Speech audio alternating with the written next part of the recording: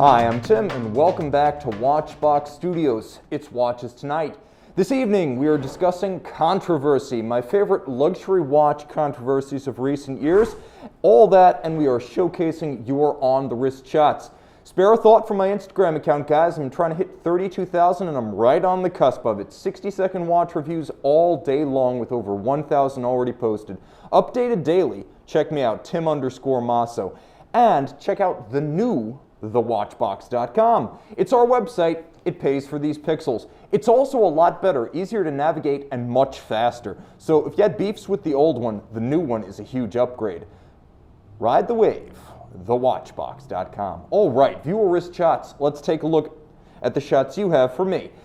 Your analog on my digital, starting with Mr. Enigma, who shares his beautiful Breitling Wind Rider on a Breitling 5-link pilot bracelet. We've got Max L, a lucky man, with the last Zin T2 titanium diver sold in the US market. I am jealous. Abdul R shares another Zin, this one ground-bound, and yet a 356 Flieger in Germany's Black Forest. Michael T penned with ballpoint pen this photorealistic tribute to the late RBG alongside his Tissot PR100 chronometer. Guys, send your wrist shots to mondaymailbag@thewatchbox.com. Michael, I love what you do with ballpoint pen. Check him out. He's on the Tim Masso Facebook group, sharing his art frequently. Okay, controversy. The watch hobby is full of it.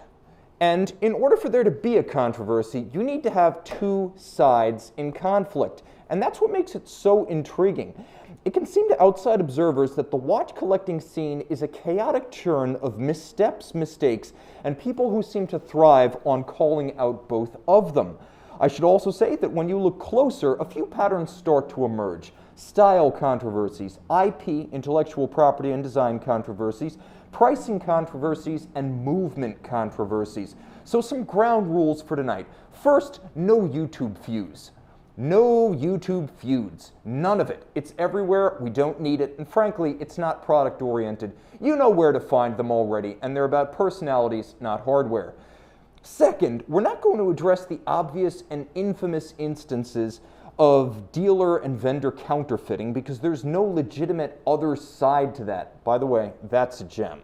That's an all-time great. That's like the Nick Nolte mugshot. We're talking Hall of Fame level stuff right there. But because counterfeiting is never legit, there is no other side to fuel a controversy. It's just wrong. Therefore, it will not be part of tonight's discussion. Let's jump into the box real quick and see who's there. Eddie Landsberg joining us from Harvard Yard. We've got Edward Ledden of Sweden, Mr. No Date, Blue Shirt Buddha, Henrique C. joining in, Mr. No Date from the UK, staying up late. We've got Shea Berger, 87, from Virginia Beach. We've got ENQN4 joining from Slovenia, staying up late with us in continental Europe. Robert Dixon from Sweden, Alan L. We've got Miroslav R. from Belgrade, also staying up late with us. Dave Opencar, a big Zin fan. We've got Neo, hello humanity, hello Neo. Thomas Burnett, we've got Victor from Toronto, Watchdog Podcast, and Squiggly P from London. Guys, welcome. I see we've got Jenk72 joining in from Wales and Watch Enthusiast Senior from Dubai, and Michael M. from the left coast in San Diego, USA. All right, jumping back into this evening's discussion, controversy. As with all things in the luxury watch space, this topic starts with Rolex. It doesn't end with Rolex, but it definitely starts there. And we're not going to talk about the wait list, because that's a controversy for another day, and that deserves its own show. But there are going to be two models and two instances in which Rolex did too much and then didn't do enough, and people jumped on the controversy wagon in both instances. Let's turn back the clock to 2008. It really feels like a different world, doesn't it, 2008? Can you believe it was only 12 years ago? Well, just to remind you, the watch market was in the dumps, the world was in turmoil, and people said they'd never seen anything like it in their lifetime. Doesn't sound like anything familiar. But I will mention this. The Deesea Sea-Dweller made quite an impression at Baselworld. First of all, can we go full screen on this thing? My God, all of that text. Rolex was famous for dial-side text, but they added a structural chaptering here that reminds you of the watch's hermetic properties. Is it a bit much? Yeah, it's a bit much. 44 millimeters, and my God, almost 18 millimeters thick. We're well into Hublot King Power territory here. Add the expense, it was a very pricey watch, and the fact that it killed off the much-loved 40 millimeter 16600, the old Sea-Dweller, which could have been kept in production alongside, but was actually supplanted by the 44 millimeter watch. And a lot of people blamed the death of the 40 millimeter on the 44. It's like in 1959, everyone blamed the 413 wedge for killing the original Hemi. The wedge was a better engine in many regards, lighter and more powerful. Did it kill the Hemi? No, production costs and weight killed the Hemi. But still, that's how history is written, it's how we remember it, and that was the case in 2008. Rolex admitted that the Deep Sea needed a boost in 2014. It was always a slow-selling model, partly because of resentment, partly because it was just hard to wear. But they arrived at a solution, one of the few, and I mean bare few, Rolex watches ever expressly dedicated to a living person. It was the D Blue inspired by James Cameron. And whereas past associations like Steve McQueen and Paul Newman were just collector happenstance, terminology we use to refer to eras and models, this was an official relationship with a dial that emulated the dive from the blue of the surface to the black of the depths of James Cameron in his 2012 Descent. And of course you have that shock of yellow-green on the dial to emulate the Deep Sea Challenger sub of James Cameron. This was a mid-year launch, remember guys, late summer this watch came out, and it immediately solved one of the problems with the original watch, which is that it was a monolith. Adding a little bit of color, charm, and a wink of the eye, Rolex helped to reinvigorate what was a weak line traditionally. Now here's the other thing. There was a comprehensive lug, bracelet, case, and movement overhaul in 2018. So the watch went from being merely an interesting technical exercise to something that even I could wear at least as a weekend watch. Ergonomically, aesthetically, it was a tune-up, and a helpful one at that. The reprofiling of the bracelet and the lugs, the tapering of the case, actually foreshadowed the 2020 Rolex Submariner, in which the size didn't change meaningfully. It wears the same, but the appearance was far more elegant, and that was all pioneered on the 2018 Deep Sea, both the James Cameron and the standard model. This has always been a capable product. Rolex has always tested it beyond its rated depth, which is extraordinary considering its rated depth is over 12,000 feet, and to this day it includes Rolex's best clasp. Not only do you get a fold-out extension, not only do you get an incremental extension, but you can see how the incremental system allows you to open up and adjust the bracelet while it's still on your wrist. That's a big deal if you're in a marine environment where it's easy to drop the darn thing. So the Deep Sea, in the end, winds up being a lovable watch. It's difficult to describe. It's like something that's always been a bit of an orphan finally finding a loving home. While it will never be as beloved as the more versatile 40mm Rolex sports watches, it is no longer the gargantuan outlier of the 2000s. Now, if Rolex did too much with the Deep Sea back in 2008 and briefly gave itself a black eye for being too ambitious, in 2013, a lot of folks faulted the 50th anniversary Rolex Daytona for not doing enough. Let's backtrack. The original Rolex Daytona came out in 1963, and it was first called the Rolex Le Mans. That original 6239 reference was the foundational Daytona, and 50 years on, there was one major famous first that the Daytona line had never covered, and that was series production of a full platinum case, full platinum bracelet. Sure, prototypes had been built. They'd been built as favors, particularly for VIPs and friends of Rolex Director Generals during the 1990s, but something like this had never been offered to the public.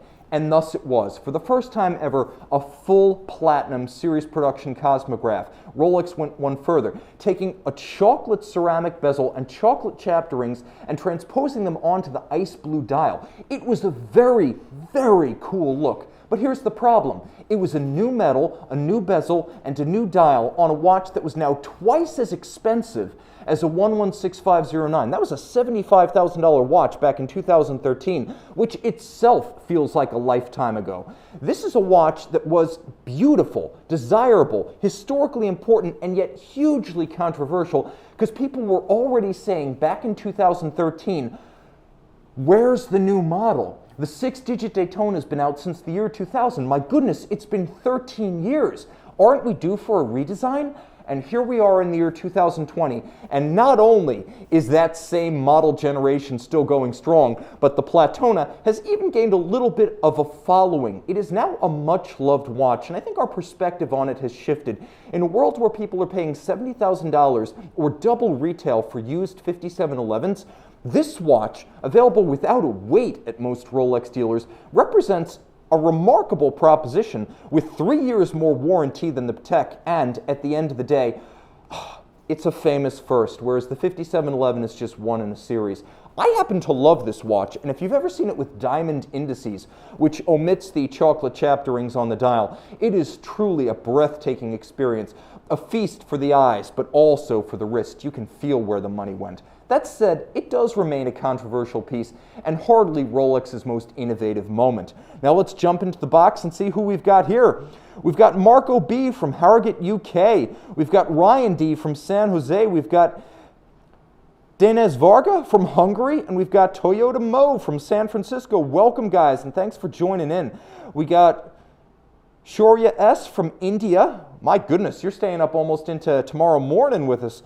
I really appreciate that you guys, including Alexi Simola from Finland, are all in the box this evening. Thanks for joining in. Let me know, what are your favorite luxury watch controversies? I try to do my best to acknowledge the box during the show. If there are famous controversies or infamous moments that you want to bring to light, share, and maybe I'll share alike.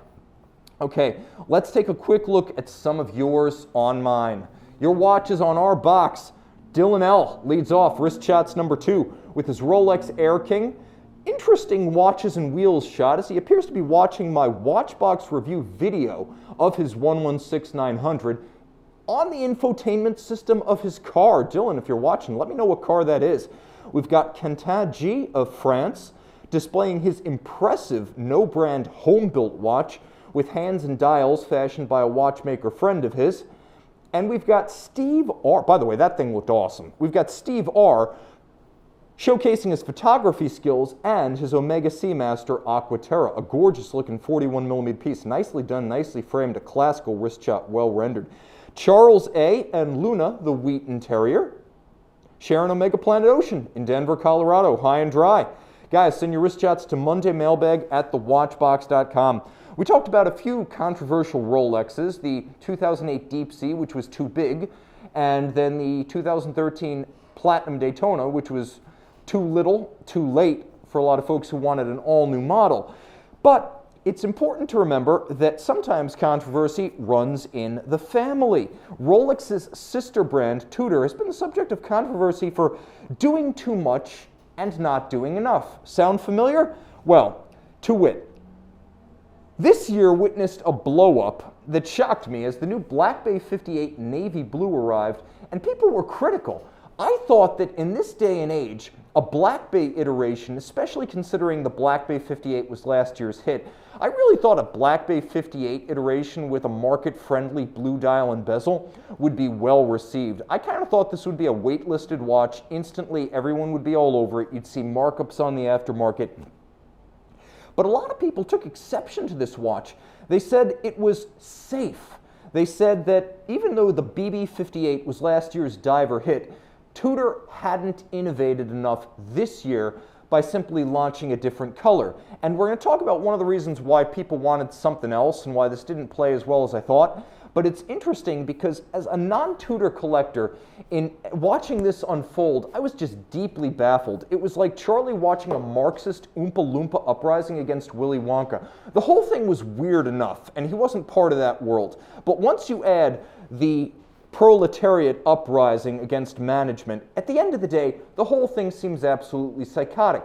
So how could a Black Bay 58 blue dial not bomb, but not reach a rapturous reception? Well, here's the deal. This watch only happened because of last year's Tudor P01 controversy. Backing up a bit, remember that Tudor took criticism of its endless Black Bay iterations to heart last year. It took a risk with a seriously different kind of watch, and it got burned instantly by people who only wanted the obvious. But the problem here was part of the buildup. On Tudor's social media, the company had only highlighted the 12 o'clock index of this dial, which led people to believe that a Tudor Submariner reissue was in the offing. Not only did that turn out not to be the case, but the resulting watch was hugely controversial. A lot of people jumped all over this watch, and not in a good way.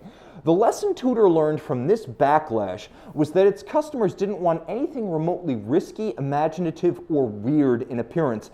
And believe me, the P01 was very weird in appearance. It's also beautiful, handsome, innovative, and fun. But I digress.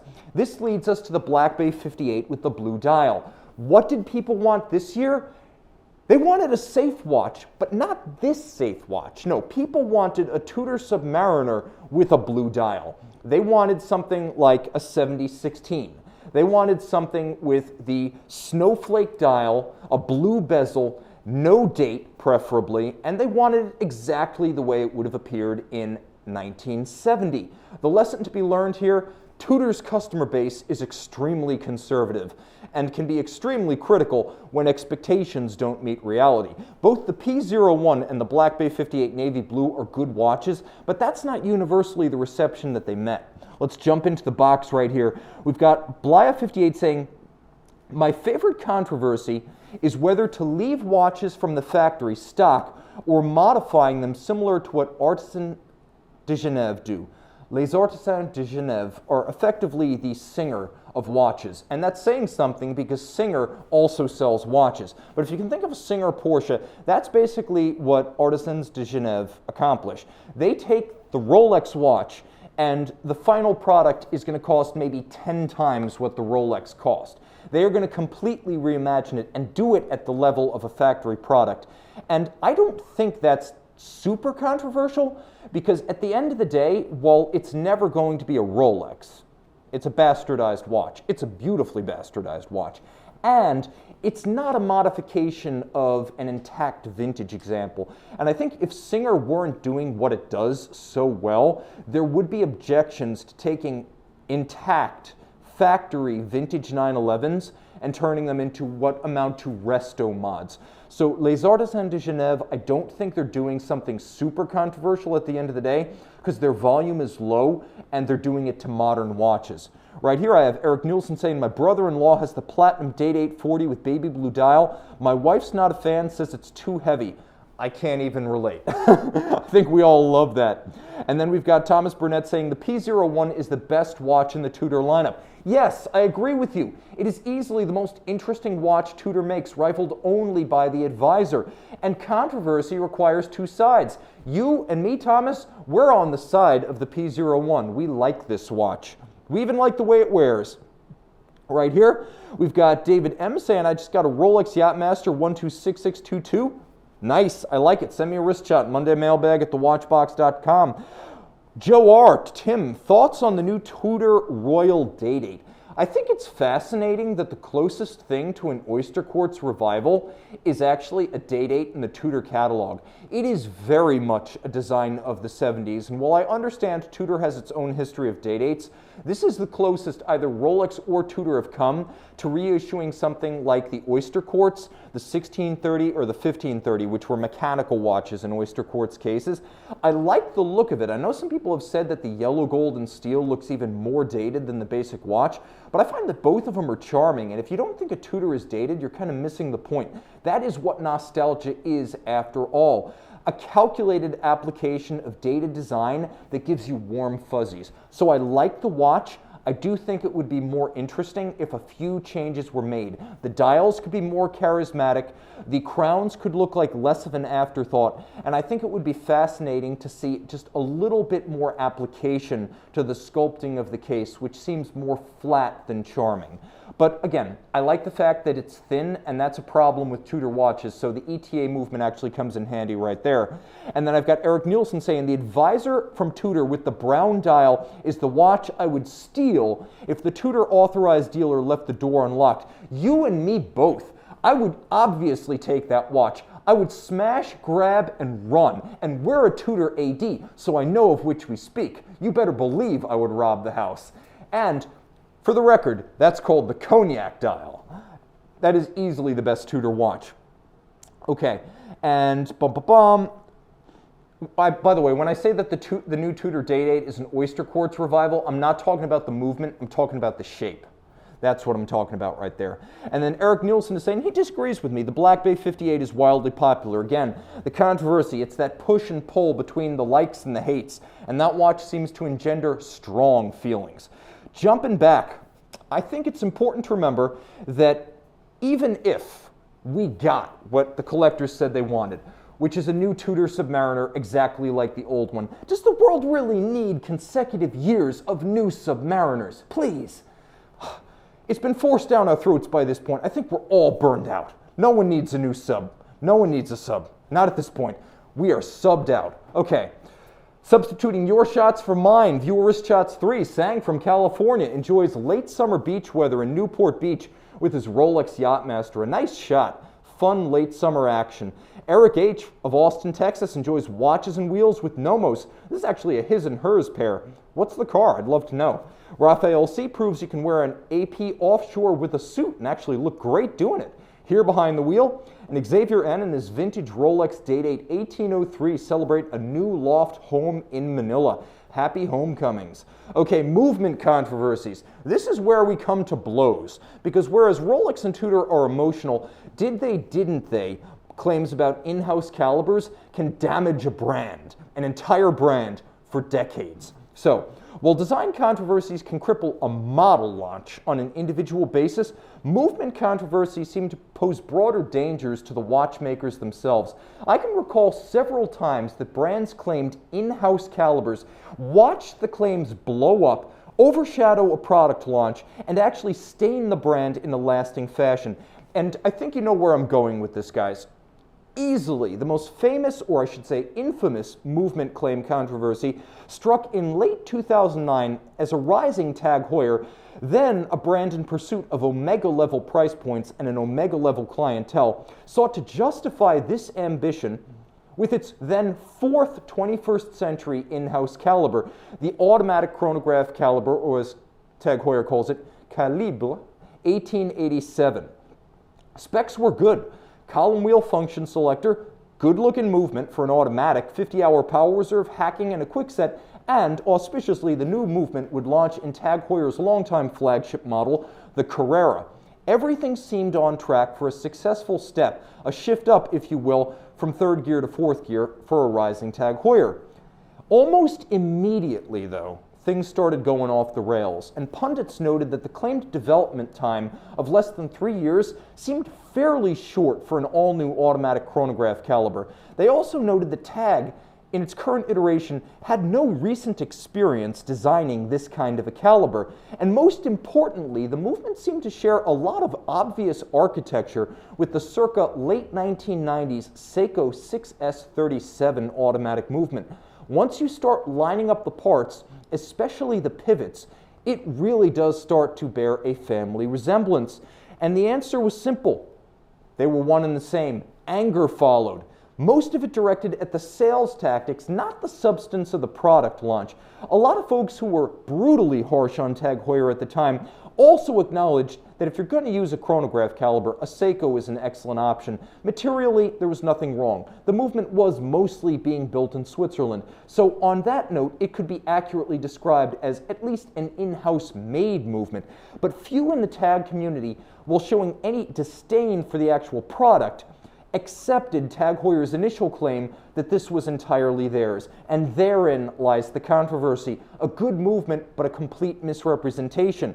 And it was a lie that sparked a backlash. An extraordinary CEO-level mea culpa followed. This is part of it from then CEO Jean-Christophe Babin, essentially saying that every movement ultimately contains some content that is not from the manufacturer on the dial, going so far as to say, well, with the Monaco V4s, their high horology belt-driven movement, we're using some components from France. Those aren't in-house. I do think that's kind of false equivalence, though.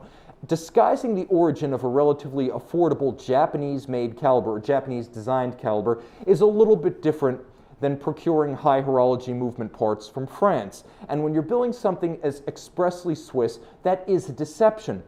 So 5 years and 3 CEOs later, in 2014, TAG Heuer declared its plans to abandon its Omega Rolex levels of pricing ambition and focus on the $1,000 to $4,000 price range occupied by Tudor, Longines, and Oris. That's a big turnabout, and I cannot help but think that in large part, that push in the other direction, back towards the low-end watch, or at least we'll call it the entry-level watch, happened because of the 1887 imbroglio.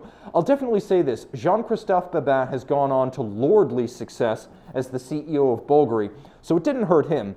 And TAG Heuer has slowly regained some of its stature from those days as it's brought the CH80, later the Heuer 02 into production. It's launched tourbillon watches, it's launched carbon fiber hairsprings. It is building back to where it was. But the curse of 2009 cast a decade-long shadow over TAG's ascendance as one of the, shall we say, watch brands on the rise. They're back now, but it's been a long decade. Okay, jumping into the box right here, we have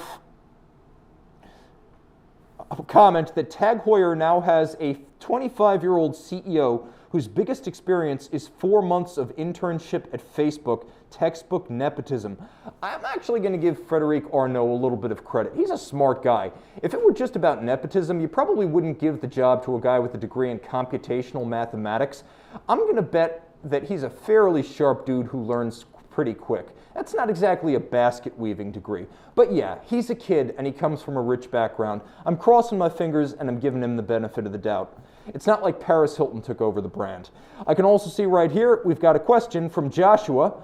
Tudor, TAG, and Grand Seiko. I see Josh right over there. My feeling, any watch accurately represented is a good watch. I will also say this, you can find more interesting things in the Grand Seiko catalog, especially if we include Crador, that you can in the relatively limited offerings from TAG and Tudor. The Grand Seiko world is just a bigger universe. You know what I'm saying? It's like comparing the DC universe to something like Hellboy. There's a lot going on in Hellboy and BPRD, but that's not going to compare to 70 years of expanding the DC universe, or for that matter, Marvel. It's just a smaller world. And Grand Seiko is DC and Marvel. I'll also say this, Grand Seiko is going to give you a more tangibly handmade watch at a good price.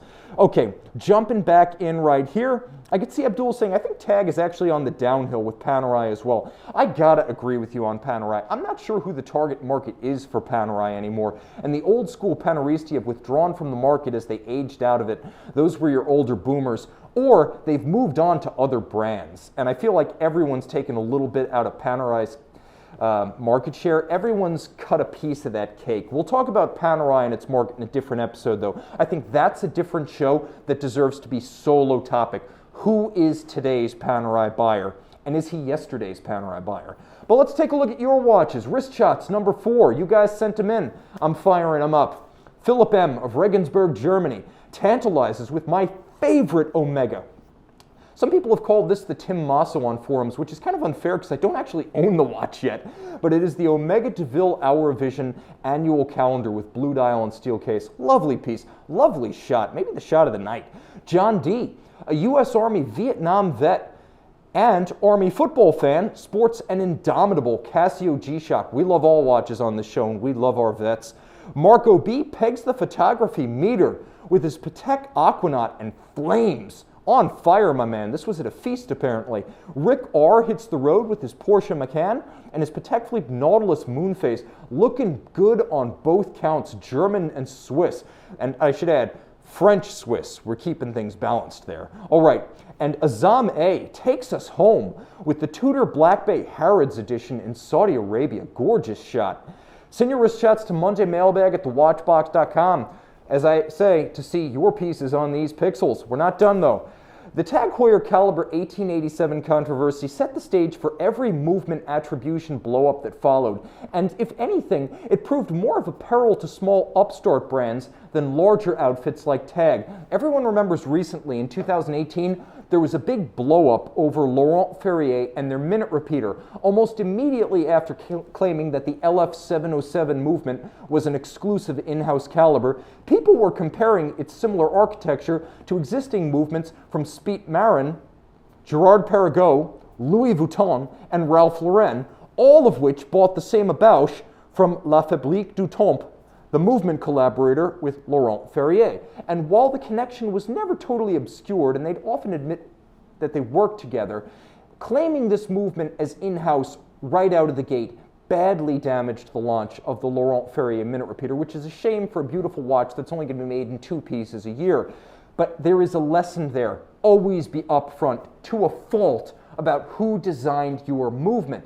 And nowhere was this more clearly apparent than in the Bremont Wright Flyer controversy, the ruction of 2014. A bit of background is in order here. Bremont Watches was founded in 2002 by the brothers Nick and Giles English, who are, as their name suggests, actually English. And this was a major selling point for the Bremont brand and an early source of collector interest in the mark. Watch sales under the Bremont name started in 2007, and they actually gained a lot of momentum very quickly.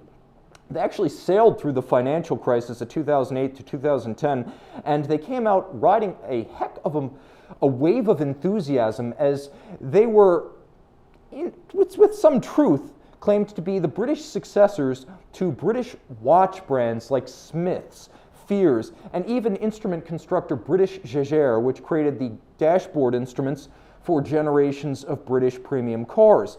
In the 24 months before the 2014 Wright Flyer launch, Bremont had doubled its staff and raised its revenues by approximately 80% based on public documentation of this company, which does disclose its financials. The energy around the brand was self-evident in the watch community, and I can tell you, when we had Bremont watches at Watch You Want, the Watchbox predecessor company back in 2014, we always sold them at pretty close to MSRP, so used they were selling at retail. That's the kind of interest there was in the Bremont brand. And although the rise of the brand was driven by relatively affordable customer caliber watches like the distinctive Martin Baker ejection seat themed sports pilot's watch, there was a desire to push upmarket, as it seems there always is at watch brands, and in-house movements were seen as the vehicle to drive the growth. Now, where does this lead us? It leads us to controversy. The handsome Wright Flyer seemed like a suitable platform for the new caliber that was going to come out, and the Bremont BWC-01 movement looked the part of a premium movement. Like the watch itself, this was one comely caliber, properly sized to suit the case, flexible with automatic winding, just like the market seems to prefer, objectively good looking, and if you look closely, there's a small piece of wing fabric from the original Wright Flyer, built by the Wright brothers. So from the Wright brothers to the English brothers, straight to your wrist. Right? Wrong. Then, as soon as this was announced, and I mean as soon as the press release hit the websites, somebody started commenting that the new movement looked like a La Joux-Perret caliber, specifically the 6901. And La Joux-Perret is the movement manufacturer behind the brand Arnold & Son, for example. It's part of the Global Citizen Group, even though it's entirely Swiss-based, and it frequently does contract engineering and production work for customers like, evidently, Bremont watches. A great supplier, fantastic pieces. You don't complain about a partner like this. Unless, of course, the brand claimed from the start that the watch movement was developed and manufactured entirely in England. And in fact, the initial press release did make this claim. The fallout, well, the blowback was fearsome. Bremont never seemed to recover quite the cool factor and the counterculture outsider image that it had before. It also seemed to surrender a lot of the collector benefit of the doubt with regard to some of its marketing tactics, and you started seeing questions that never would have emerged before the Wright Flyer imbroglio. And to be fair, the company did make an initially deceptive claim. Basic searches today for the brand on Google return troubling results like this 9-page thread on Watch You Seek, in which people basically ask why there's so much controversy, and to use the OP's word, hate, around Bremont watches. And I think this is both unfortunate and unfair, because a lot of these complaints that people are raising now, is the story of the origin of the brand name legitimate, or was it contrived? Who cares? That doesn't matter. It's a fun story.